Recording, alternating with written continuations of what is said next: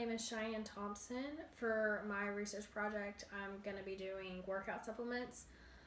The reason why I kind of decided to research workout supplements is due to the fact that in the past have used supplements before working out and after. So I kind of wanted to research more into that and see kind of if what I was using helps or if it was beneficial to me at all. And so kind of with this research project, it's more or less focused on college athletes or professional athletes. So it still applies, but it's more or less geared towards that level. So when looking at the definition of what a supplement is, you can kind of see it's a product other than tobacco intended to supplement the diet, or according to the FDA, it's a product intended for ingestion containing a dietary ingredient. And so via their webpage, kind of some common substance are a vitamin, a mineral, an herb, or amino acid. And so these dietary supplements can be found in lots of forms. As most of you know, it can be found in tablets, capsules, soft gels, gel caps, liquids, or even powders. And so there's a wide range of variety of how these supplements are found. And so kind of some common supplements that we're going to be talking about in this research project is kind of the creatine, protein, green tea, fish oil, and magnesium.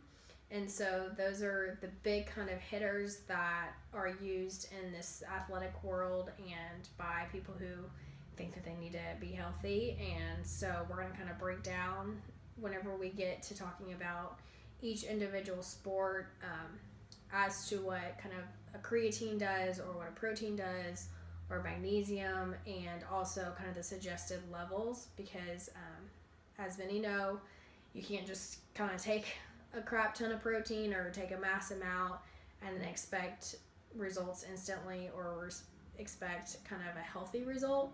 And so we'll kind of educate a little bit about that and the different amounts. And then so next we'll talk about who regulates these supplements. And so I know that we've done a little bit of research about it before, but the FDA is kind of the big brother for the market of supplements. However, under the FDA, they allow manufacturers to kind of lead in their own safety experiments and safety trials and kind of publish that data on their own, and also give the ability for manufacturers to distribute fair products. So it's on the manufacturers essentially to do right by consumers. And the FDA really won't become involved until there's a red flag kind of put up, or some sort of study or some sort of complaint showing that, hey, this isn't what the manufacturer said or isn't what they put out, and the FDA becomes involved. And there's been many of cases where the FDA has become involved.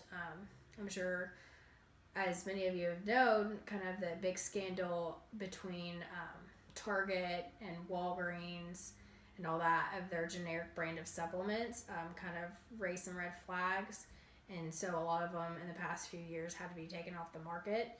And so a couple more research studies have been done, and the FDA had to do their own investigation with that.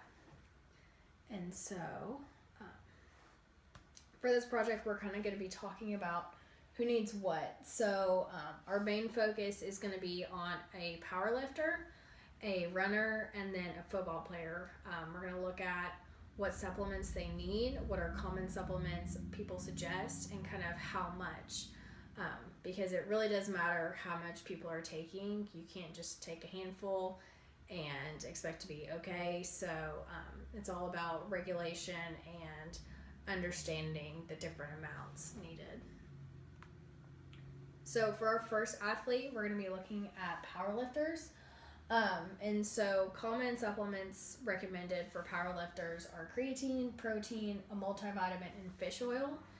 And so studies have been done for powerlifters and bodybuilders about taking creatine. And so the study that I found focused on women, and it showed that women who had been taking 20 grams of creatine for 4 days and then followed by 5 grams for 66 days had a 20 to 25% increase in their strength, and they had higher PRs. And so that's just showing that the supplement's working, but it was regulated with how much.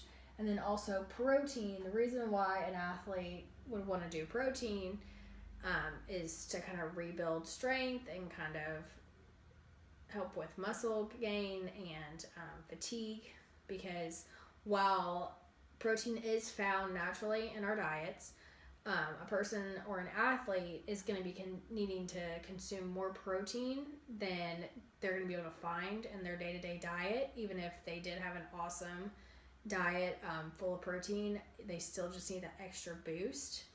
And then also a multivitamin would be needed just to keep their joints healthy and keep calcium levels all right. And so again, you are going to be able to find all of these supplements naturally in your diet. However, whenever you're at this level, you just need a little bit extra to keep on, just because you're burning through so much. And then next would be a fish oil. And so fish oil is good for joint health and the heart. And so a lot of people have been taking these, and there has been studies done showing that it is effective. For our runners, we're going to be focusing on a couple different supplements. And so we've taken out our creatine, and we're really focusing on our protein, our caffeine, fish oils, and calcium. And so it's really important that athletes such as runners have all of these kind of supplements, due to the fact that calcium is a big one. They're expending all of their energy and kind of pushing their bones to the limit. And so they're going to need to make sure that they have some fluid in between those joints and make sure that their calcium levels are up there and that they're replenishing everything that they've depleted while on a long run. And that's also kind of with fish oil. And so fish oil is going to help keep the heart healthy and keep these energy levels and everything kind of eased in and at a good level.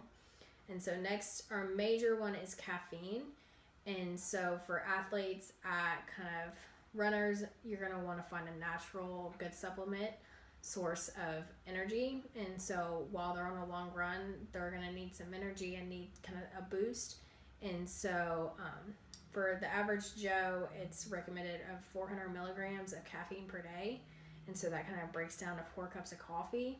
And while these athletes are probably not going to be drinking 4 cups of coffee, they're going to be finding these sources of caffeine in different supplements, such as green tea and different herbs and all that good stuff, which is more beneficial for them. And then also our protein is very important to keep up, just because, again, these runners are depleting so much of their energy and so much of their nutrients that with eating a good meal, they're going to need this protein amount to kind of rebuild all their muscles that they've used up and expanded while they were running. And so kind of the recommendation for protein is 36 grams per pound. And so that kind of is broken down per individual. And so while hopefully they're hopefully not just taking protein powder as their only source of protein throughout the day.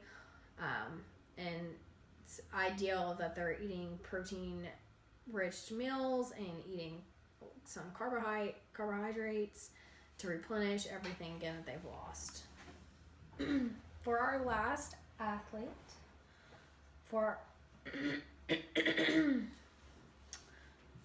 our last athlete, we're going to be looking at football players. And so football players and weightlifters are going to kind of have the same criteria and same kind of supplement recommendations, just due to the fact that for their sport, they're both expending such a great amount of energy out at one time. And then also kind of the same recommendations, and it's really got it on weight and all that good stuff. But the only difference now is that we're going to be adding in melatonin as a recommendation.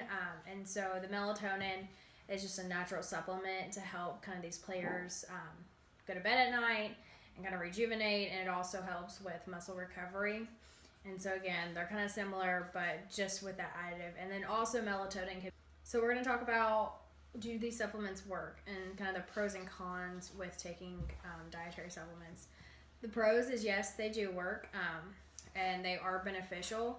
However, the cons are it is not a food replacement, which is a common misconception.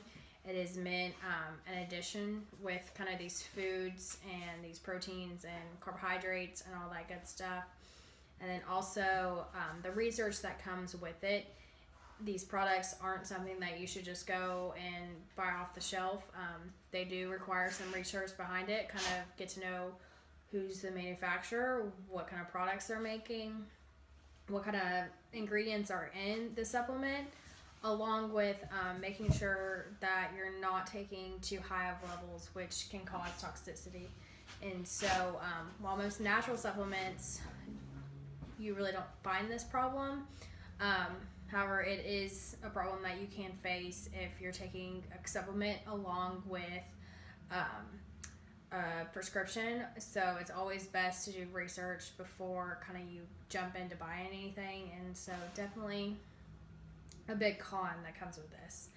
And then so I hope you guys have learned a little bit about different athletes and kind of why they take what they do, and hopefully learn some information yourself. And thank you.